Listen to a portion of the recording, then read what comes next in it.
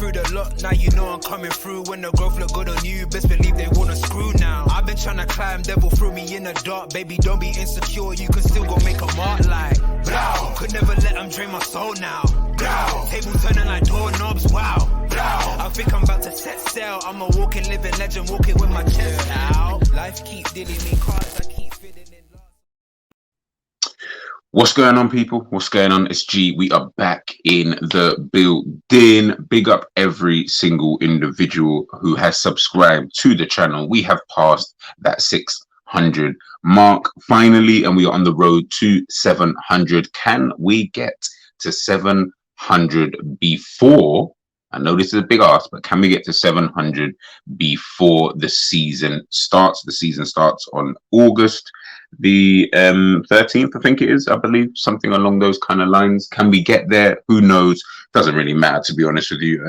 Not really too fussed, but you know, that's the next target, that's the next goal. So I'm going to make sure I'm putting out all of that content for you guys, and I'm hoping for those who are watching, I'm hoping you're liking what you're seeing. I hope for all the new people who are joining the channel, let's hope that you guys like the content, man. If you guys want to see some more of this kind of stuff, or different type of players, and you know what, you know, anything, man, just kind of let me know. Obviously, we're going to get deeper into the preseason as well, so you know, we'll take a look at all of those stuff. But big up everybody, as I mentioned, obviously, who has liked and subscribed.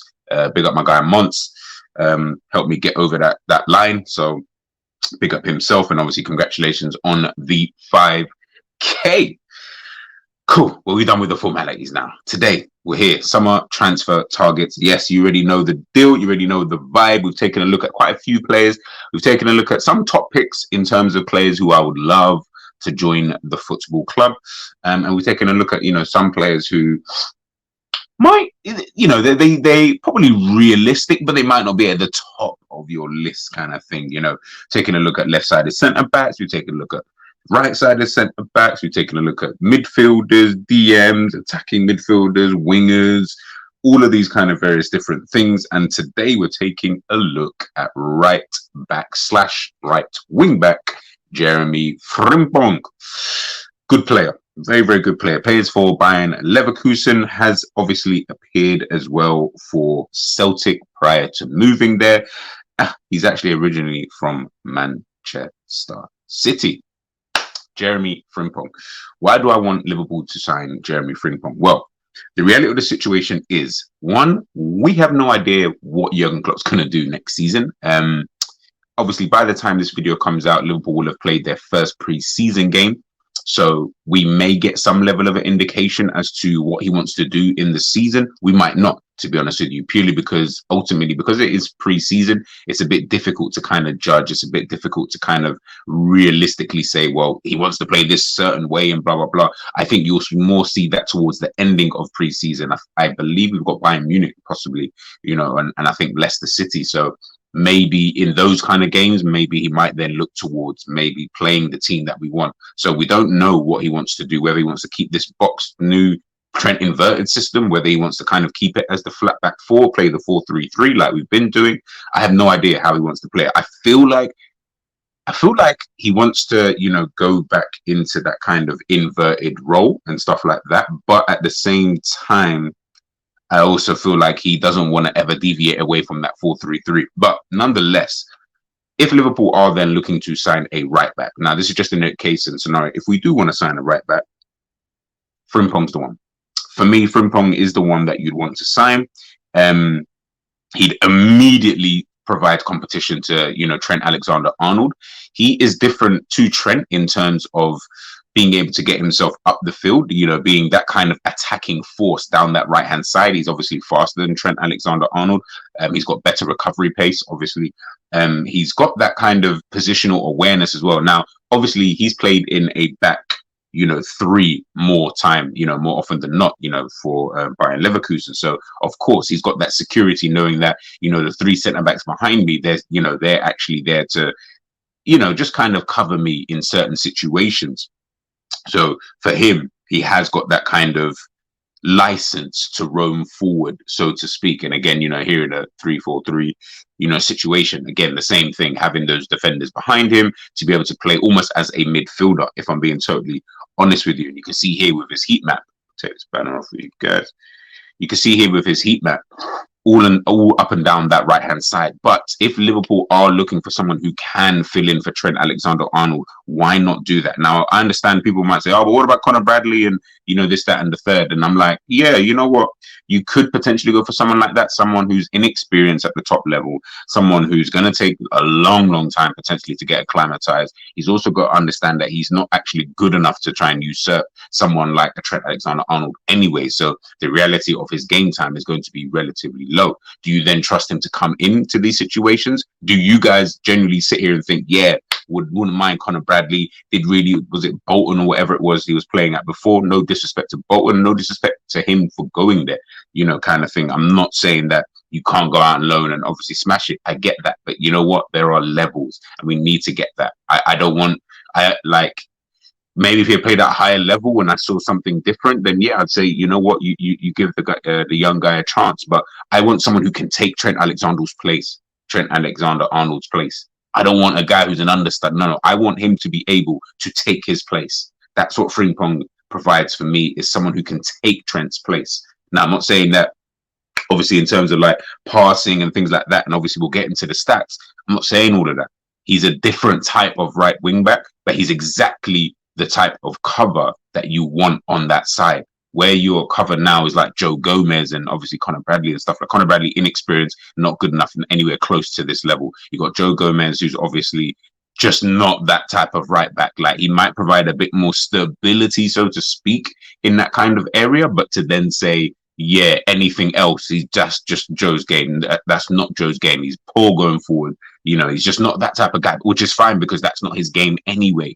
His game is in just being a defender, like the Kanates of this world. Let me just defend. Let me stop worrying about, getting themselves forward. And I get it, and people will point to the fact that defensively he'd probably be a better fit, which I understand. But for me, if you're looking for almost like for like, someone who can get themselves up and down the pitch, being a threat in the attacking third and not just by passing, you're looking at someone like a Jeremie Frimpong. And again, he's good enough to usurp someone like a Trent. He's good enough to sit there and say, listen, if I'm having a good run of games, Trent's got to hit the bench. Do you know what I mean? That obviously, again, this is if you're just playing in your conventional 4-3-3 and stuff like that. He's got to hit the bench. It's that simple. But that's exactly what I want. I want that. I want Trent to go on the bench because he's not been good enough, and not worry that my cover is Conor Bradley or Joe Gomez and thinking, Jesus Christ, like Trent has to play, because I know for a fact that's what Klopp is thinking half the time. That's why we don't see certain players take any rest.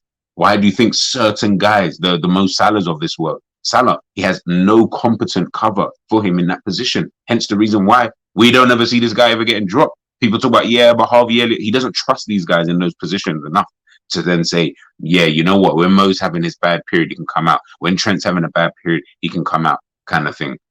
Obviously, last season was last season. James Milner slotted into there. At times, Trent would come off the pitch because he was having stinkers and stuff like that. Joe Gomez obviously would pop up on that side. James Milner's now gone. Does he trust Joe Gomez like that? Me personally, I don't feel like he should. Like I said, you go out there, sign. If you're looking to play with that conventional right wing back or right back, then go out there and sign someone like a Jeremie Frimpong. Again, like I said, man, we go back to this heat map. I really do like when I see stuff like this, because you can see in that attacking third. Look at, so most of it obviously is after the halfway line, but you can also see, look, into the box and things like that. So, definitely food for thought. Like I say, I'm not saying, has to be a definite, but it's just in terms of the right backs out there, name me another better kind of right back who would come in and potentially could, fill in that kind of slot. Looking at some of his statistics, you can see in the attacking sense, like I mentioned before, it is really, really good. This is obviously his shooting statistics, not really that important, to be honest with you. He gets 40.7% of shots on target per game, which is pretty decent for someone who's playing, over on that, right hand side. 1.29 shots per game, which is really, really good. Again, This is what you want for someone in that kind of area, especially for a team who play in transition. You definitely want those type of stats from someone of that kind of position. You can see here, this is obviously his possession stats.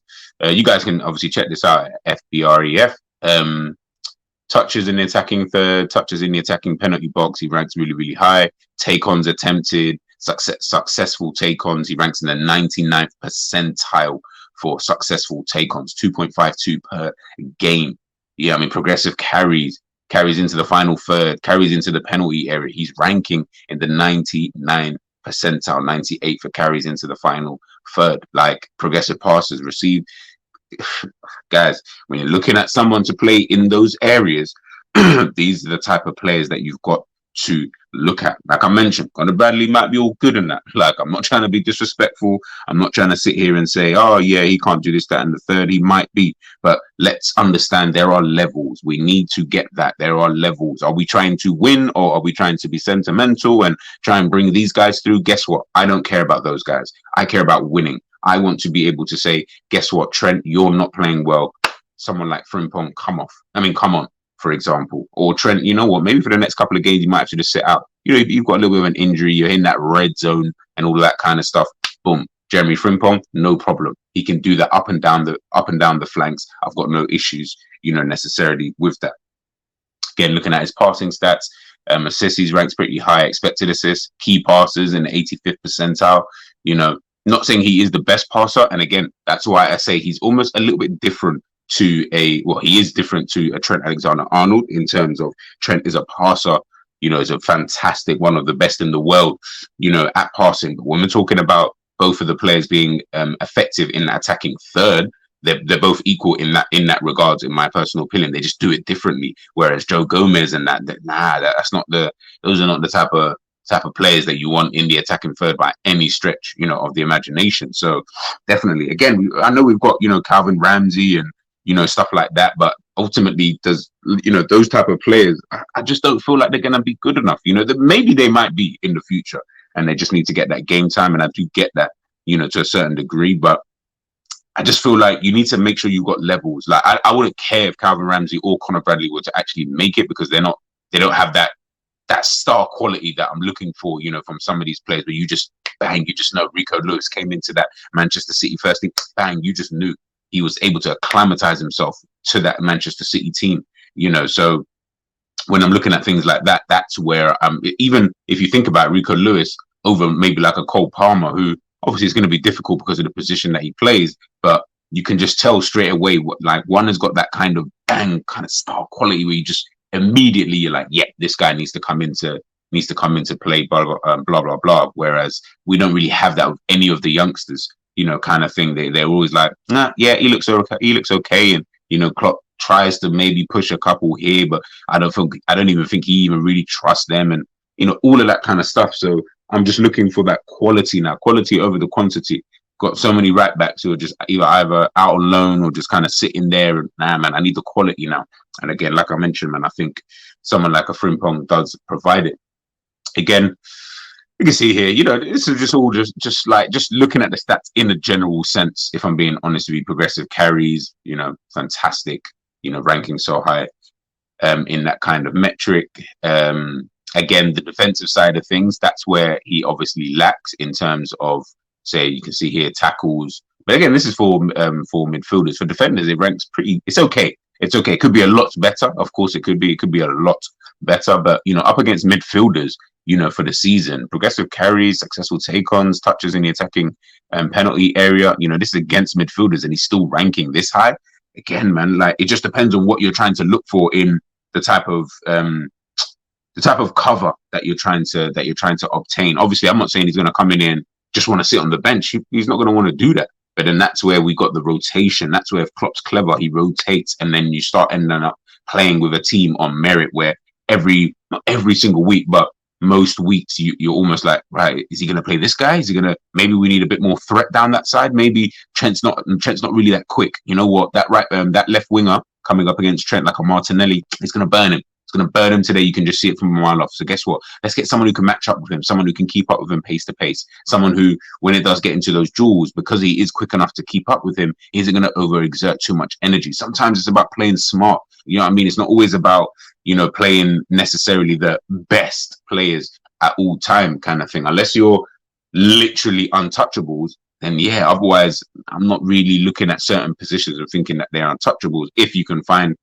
players out there. And I do think there are players out there who could potentially not replace Trent. I'm not saying replace the guy. I'm trying to say I think he's fantastic in that sense. But sometimes I do want something a little bit different. I don't always want what he offers in the game, because I'm like, yeah, if you can't offer us that in the game and end up getting burnt defensively, it just looks crazy. And we saw, a lot of that. We've seen a lot of that throughout the years kind of thing. And I just think sometimes in some games, we just need to be a bit clever. We just need to understand, maybe we don't play you today. I'm going to play someone a bit different today because they can offer us something that you can't. So maybe that threat would be best served in this type of game. But guess what? If the game ain't panning out that way, or we're winning, whatever the case is, boom, you come on and you change it around. You play your nice football, your passing and all of that kind of stuff. So again, it just depends on what you're kind of looking for. Looking here to his style of play.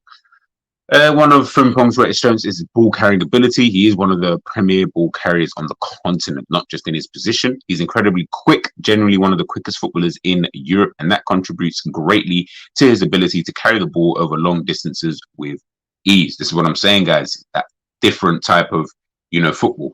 In the Spanish coach's system, Xabi Alonso, Frimpong is given the freedom to maraud forward and primarily focuses on his offensive duties, as he has an extra security behind him in the form of a back three.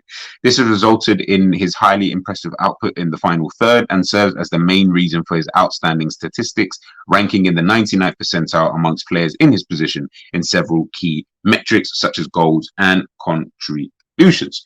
Goes on to say, on top of his dynamic ball carrying, Frimpong is also an excellent dribbler. He doesn't only use his pace to get past opposition defenders, but he also has the creativity and quick feet to complete take-ons, much like a traditional winger.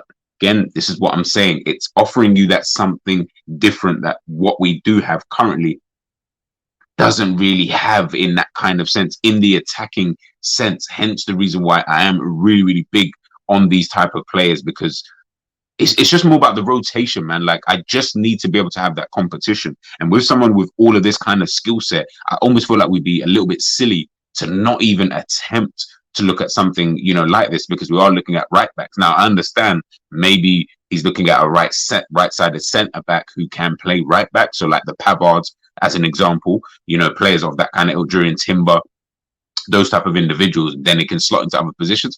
I get that. But if you're just looking for a genuine right back, someone who can play up and down that flank, heck, can even play further forward, all I'm saying is it's just good to at least take a little look. Frimpong uses his quick feet and elite agility to avoid challenges before accelerating away with his devastating pace. He's supremely difficult to track due to the number of ways in which he's able to escape his marker in every situation. He's capable of changing direction at such a high speed and is a nightmare for defenders due to his unpredictability. This is one of the many reasons he's given permission to attack so aggressively in Bayern Leverkusen's system, and why he's so productive as a result. Again, that's what I'm looking for.